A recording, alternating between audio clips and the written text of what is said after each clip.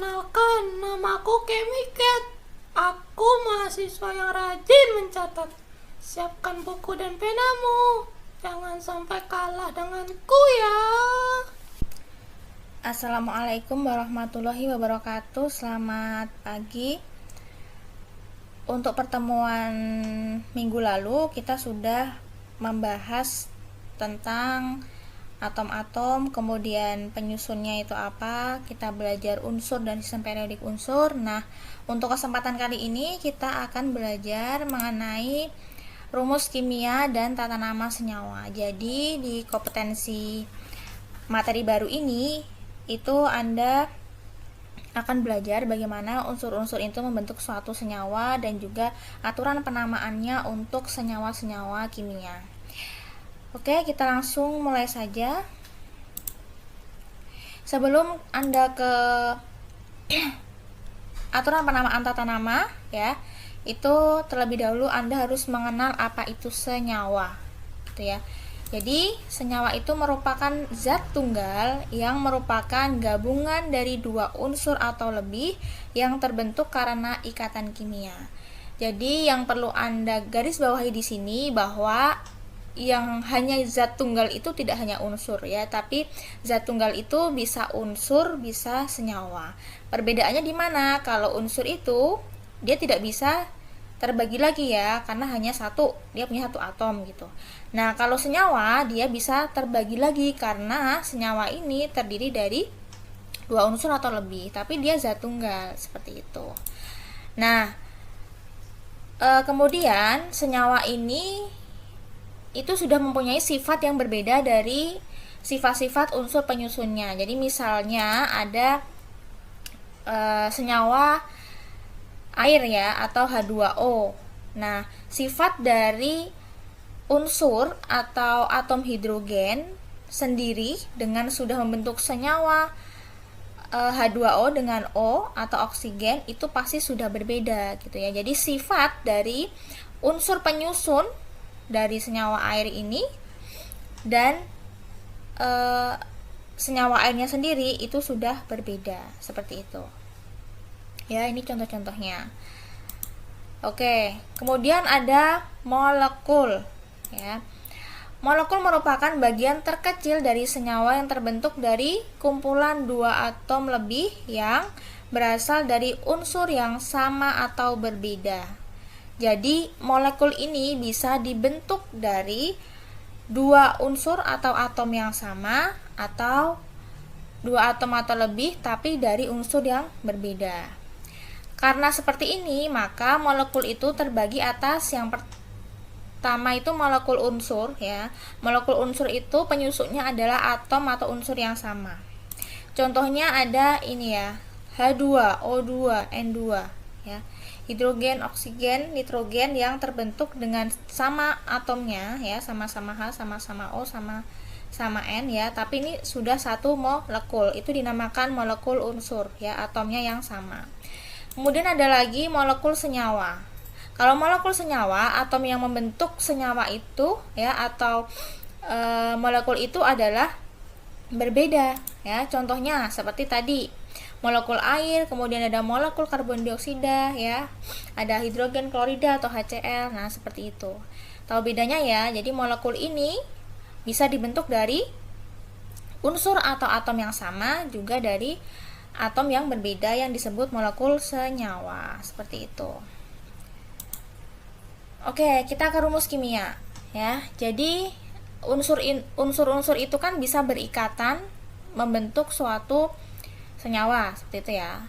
Nah, itu pun nanti ada namanya itu sudah lain. Kalau misalnya masih unsur ya, seperti kemarin Anda belajar di SPU, ada oksigen, ada nitrogen, ada karbon. Nah, kemudian kalau ketika sudah membentuk suatu senyawa atau molekul, itu namanya berbeda gitu ya.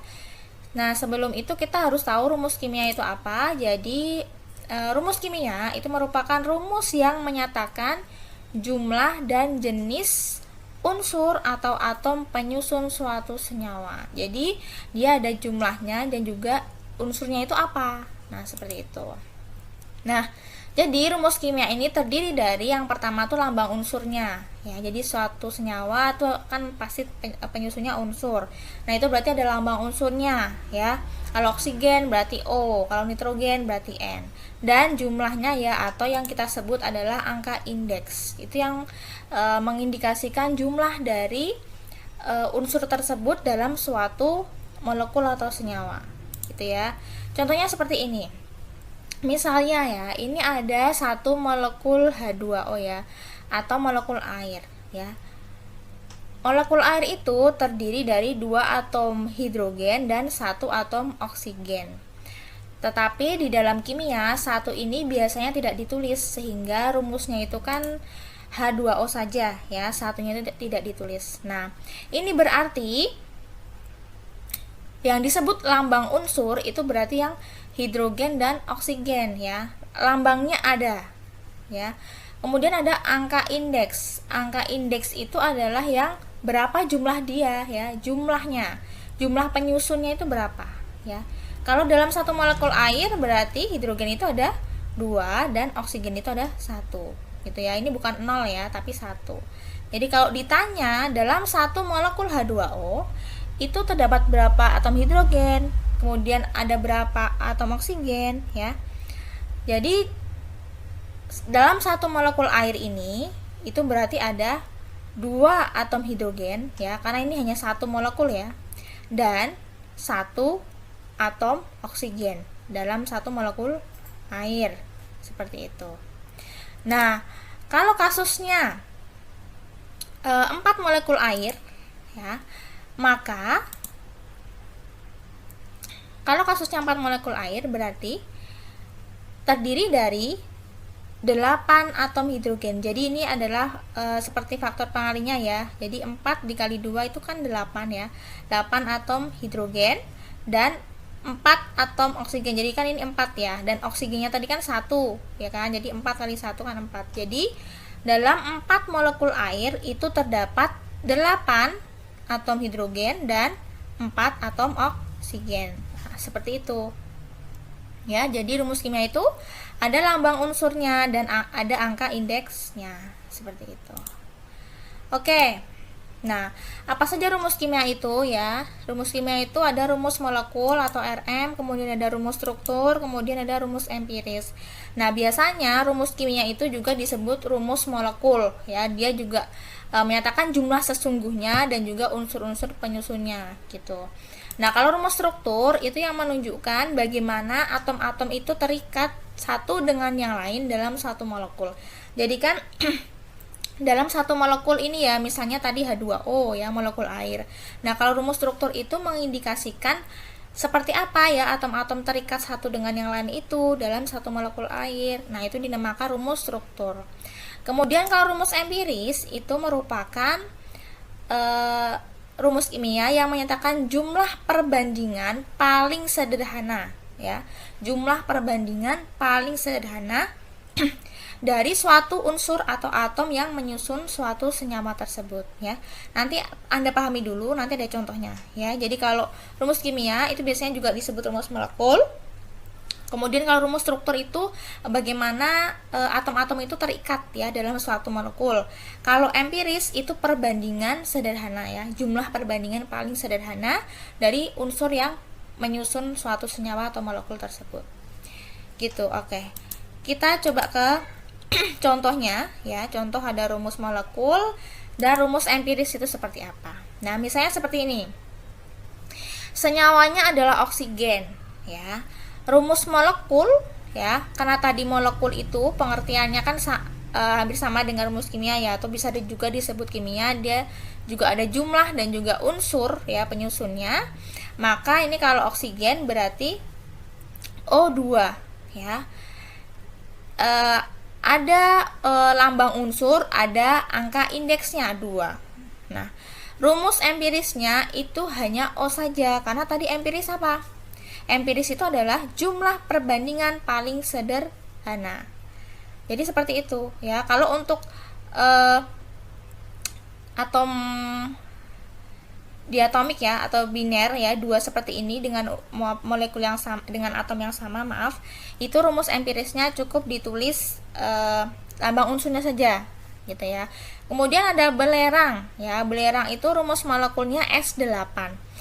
Nah, rumus empirisnya itu hanya S, jadi perbandingan paling sederhana karena mereka merupakan molekul unsur ya, jadi hanya terbentuk dari dua atau lebih unsur yang sama ya. Ini kan oksigen dengan oksigen, sulfur atau belerang dengan belerang. Nah, seperti itu. Maka rumus empirisnya itu hanya lambang unsurnya ya untuk molekul unsur gitu ya, untuk yang atom yang sama. Nah, sekarang untuk molekul air ya. Jadi rumus molekulnya kenapa sama dengan rumus empirisnya? Karena ini merupakan perbandingan paling sederhana ya, sudah, karena tidak bisa dibagi lagi ya. Di sini kan ada angka 1 ya. Ada angka 1, di sini ada 2, itu tidak bisa dibagi lagi ya. Jadi tetap seperti ini. Nah, kemudian kalau gula. Gula itu rumus molekulnya adalah C6H12O6 ya. Jadi dalam satu molekul gula berarti terdiri dari 6 atom karbon, 12 atom hidrogen, dan juga 6 atom oksigen. Nah, makanya ini ya, rumus empiris itu kan perbandingan paling sederhana. Jadi faktor pembaginya berapa nih? Dari perbandingan 6 dibanding 12 dibanding 6 ya. 6 ya faktor pembaginya, berarti 6 dibagi 6 kan 1 ya kan. 12 bagi 6 itu 2, dan 6 bagi 6 adalah 1. Makanya rumus empirisnya adalah C1H2O1 ya. Karena 1 itu kan tidak ditulis, makanya rumusnya empiris menjadi CH2O dalam kurung N ya, dimana N adalah 6 karena tadi ya faktor pembaginya itu adalah 6 gitu kan. Jadi kalau misal dikali, dia kembali ke sini ya. C1 kali 6 ya. Kemudian hanya 2 kali 6 12. O-nya ini ada 1 kali 6 itu 6. Nah, seperti itu. Jadi rumus empiris itu adalah perbandingan paling sederhana dari suatu molekul ya. Kemudian garam sama ya, natrium klorida ini Na1 Cl1. Jadi dia tidak bisa dibagi lagi. Kemudian amonia juga. Nah, ini ada asam oksalat ya, karena ini ada 2 dan 4, maka bisa dibagi 2 semua ya. Ini 2 dibagi 2 1, kemudian 2 dibagi 2 1, 4 dibagi 2 2 ya. Jadi di sini ada C1H1O2 kali N, di mana N adalah 2 seperti itu. Demikian juga untuk butana dan juga etena ya atau etilena bisa dibagi ya. Ini ada 4 dan 10. Berarti bisa dibagi 2 ya. Seperti itu. Anda bisa tuliskan seperti ini ya. Jadi rumus empiris itu menyatakan jumlah perbandingan paling sederhana dari suatu atom penyusun molekul tersebut. Udah tahu ya bedanya ya. Oke, kita lanjut ya. Sebelum ke tata nama, Anda harus mengetahui dulu bahasa untuk jumlah atom ya. Jadi jumlah atom itu bisa dinyatakan dengan bahasa Yunani ya untuk tata nama senyawa. Jadi ini Anda hafalkan. Untuk 1 itu mono, 2 itu di, 3 itu tri, 4 itu tetra, 5 itu penta, 6 heksa, 7 hepta, 8 okta, 9 nona, dan 10 itu deka ya. Ini bahasa Yunani yang digunakan untuk penamaan jumlah atom nantinya ya, agar Anda tidak bingung seperti itu. Jadi bukan 1, 2, 3, 4, 5, 6, 7, 8 itu tidak ya. Jadi kalau jumlah atomnya 1, maka dia dibaca mono. Jumlah atomnya 2, dia dibaca di, dan seterusnya. Oke, kita langsung saja ya. Sekarang ke penamaan senyawa ya, aturannya yang pertama ada tata nama senyawa biner ya. Biner itu 2 atom gitu. Nah, itu seperti apa? Yang pertama ya, unsur di depan diberi nama unsur tersebut ya. Unsur di depan diberi nama unsur tersebut. Kemudian yang kedua adalah unsur di belakang diberi akhiran ida. Yang ketiga, jumlah unsur disebut dengan angka Latin ya atau Yunani tadi ya. Kalau atomnya 1 mono, atomnya 2 di, atomnya 3 itu tri, dan seterusnya. Oke, kita langsung ke contoh ya. Ini ada contohnya, misalnya NO ya. Unsur di depan diberi nama unsur tersebut. Yang di depan itu kan N kan, berarti nitrogen ya. Unsur di belakang diberi akhiran ida. Jadi ini oksigen berubah jadi oksida. Nah, jumlah unsur tersebut disebut dengan angka Latin. Harusnya di sini NO itu kan sama dengan N1O1 ya. Kalau saya mau menyebutkan mononitrogen, monooksida ya. Betul atau salah? Ya. Kalau di kimia itu kan satu itu tidak disebut, jadi boleh disebut atau tidak ya, terserah Anda. Ya, tapi pada dasarnya mono atau satu itu tidak disebutkan ya. Jadi cukup nitrogen oksida. Nah, seperti ini ya, yang tadi penamaannya kalau NO2 berarti nama unsur pertama itu disebut nitrogen. Kemudian ya, yang belakang diberi ida tapi jumlah unsurnya harus disebutkan Latin atau pakai bahasa Yunani tadi. Jadi ini kan sebenarnya mononitrogen ya, dioksida. Cuman kan mono tidak disebut ya. Jadi nitrogen dioksida. Nah, seperti itu. Oke, ini contoh lagi ya. Jadi jumlah unsurnya itu disebut dulu ya. Kalau dia selain yang mono ya, yang satu. Karena satu itu jarang disebutkan ya, tapi kalau mau disebutkan ya tidak apa-apa. Oke, ini N2O3 ya, berarti 2 tadi kan dia, berarti dinitrogen ya. Unsur pertama itu disebut. Jadi dinitrogen trioksida ya, N2O3. Jadi yang angkanya terlebih dahulu, kemudian unsur pertama itu disebut ya. Yang kedua diberi akhiran ida. Seperti itu. Ya. Ini juga ya, ini kan sebenarnya satu, jadi monosulfur dioksida, tapi karena satunya tidak disebut berarti sulfur dioksida ya. SO3 berarti sulfur trioksida gitu ya. P2O5 berarti yang angkanya dulu ya, jadi diposfor pentaoksida seperti itu. Yang ini juga ya, ini mono tidak disebut, berarti tinggal sulfur heksafluorida ya, dari fluor ya, unsur fluor, jadi menjadi fluorida seperti itu. Nah, ini kalau kation anion maka kationnya disebut dulu baru anionnya ya. Kation kan ini karena H+ ya, dan F-, jadi hidrogen fluorida gitu. Nah, ini juga ya, karena fosfornya satu, ini ya di sini ada satu kan tidak disebut, makanya fosfor. Kemudian 5 itu penta ya, pentaklorida ya, dari atom klor. Baik, sekarang kita lanjut ke tata nama senyawa yang kedua. Sebelum kita ke tata nama senyawa ion ya, kita coba tuliskan terlebih dahulu bagaimana penulisannya untuk senyawa ionik gitu ya. Jadi misal di sini ada kalium ya. Kalium golongan 1 maka dia positif 1 ya. Dan anionnya adalah nitrat ya. Nitrat itu adalah NO3- 1. Nah, di sini juga ada satunya lagi ya. Nanti tapi bahasnya satu-satu terlebih dahulu ya. Kita ke kalium nitrat terlebih dahulu ya. Jadi ini Anda penulisannya itu adalah Anda tulis dulu K-nya, kemudian NO3-nya ditulis, dan untuk positif ya, untuk jumlah ion dari yang kation ya, itu ditulis di sebelah kanan anionnya, jadi disilang ya. Ini dituliskan di sini. Jadi misal ini positif 1 berarti di sini ada 1. Misal ini ada positif 2 berarti di sini ada 2 ya, yang saya panah ini. Kemudian untuk muatan ion yang anionik ya, itu ditulis di sebelah kanan dari yang kation di sebelah sini ya. Jadi ini -1 maka di sini juga 1. Kalau -2 berarti di sini 2 ya. Karena di dalam kimia itu boleh 1 tidak ditulis, maka dia bisa dituliskan sebagai KNO3 saja ya. Aslinya dari sini ya, K1 dan NO3-nya 1 ya. 1 dari mana? Yang sebelah sini adalah dari kation ya, yang di sini adalah dari anion. Jadi disilang gitu ya. Oke, contoh yang kedua. Misalnya saya punya magnesium. Mg itu golongan 2A. Ya, kalau 2A berarti positif 2 atau 2 positif.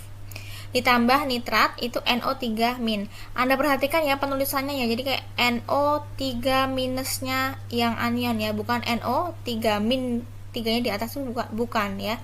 Jadi nitrat itu nitrogen 1, 3 oksigen dan 1 anionnya hanya 1 ya. Jadi NO3 min di atas. Nah, Anda tulis dulu Mg, kemudian NO3, kemudian Anda silangkan ya.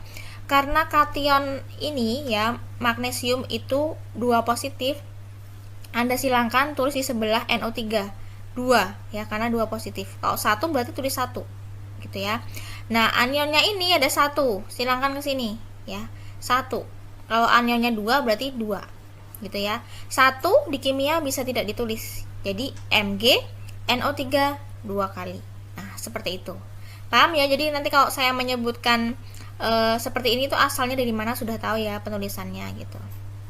Oke, kita lanjut ke tata nama senyawa ionik itu seperti apa. Jadi untuk tata nama senyawa ionik itu nama ion positif terlebih dahulu disebut, kemudian diikuti nama ion negatif ya. Jadi kalau ion positif tuh kationnya disebut terlebih dahulu, habis itu disusul dengan ion negatif.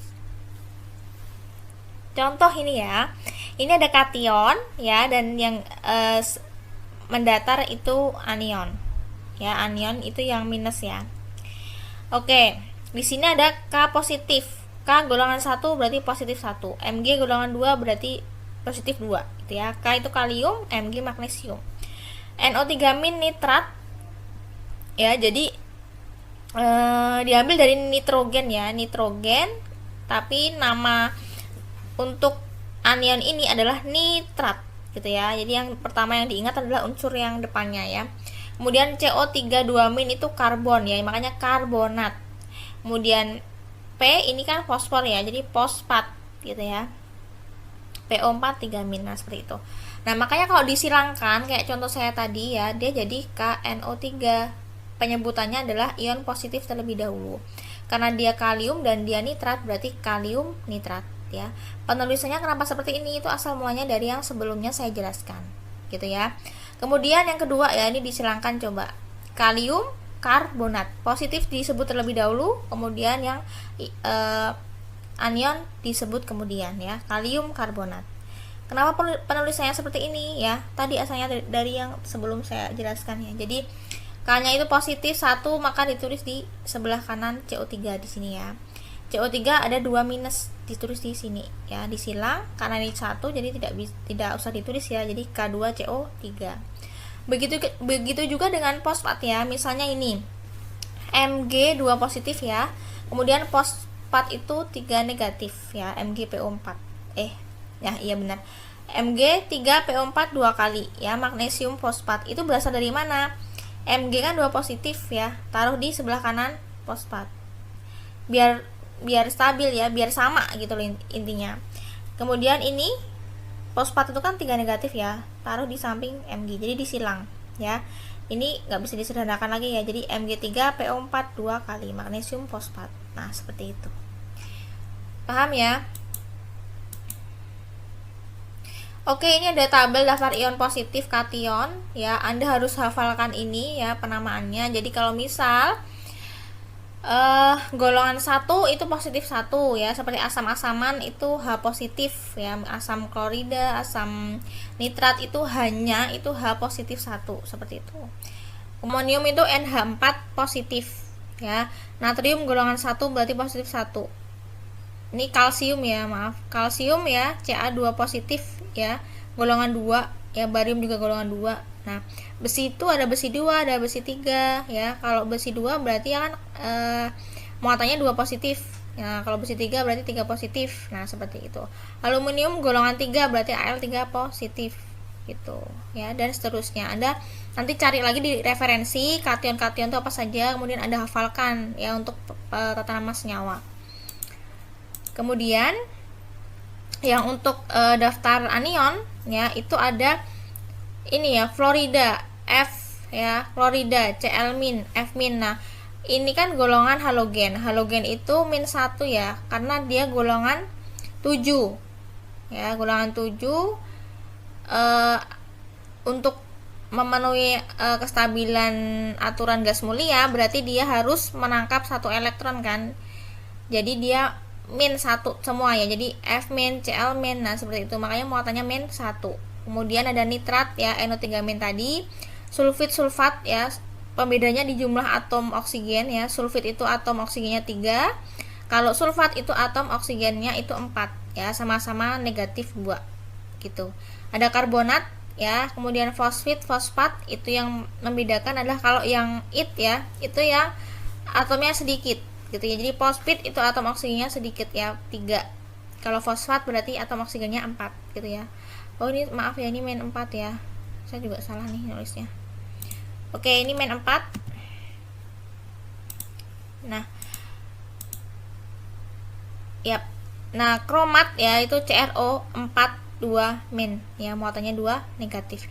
Ini juga Anda hafalkan dan Anda cari juga daftar ion negatif selain ini ya, untuk nanti penamaan senyawa ion seperti itu ya. Nama-nama nanti Anda hafal kok.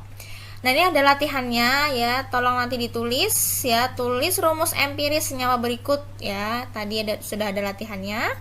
Kemudian Anda tuliskan nama dari senyawa berikut itu apa ya, Anda tuliskan. Ini untuk latihan Anda seperti apa gitu ya. Oke, terima kasih. Pertemuan untuk materi ini saya cukupkan sekian. Kita lanjut lagi ke materi lainnya. Terima kasih, saya tutup. Wassalamualaikum warahmatullahi wabarakatuh.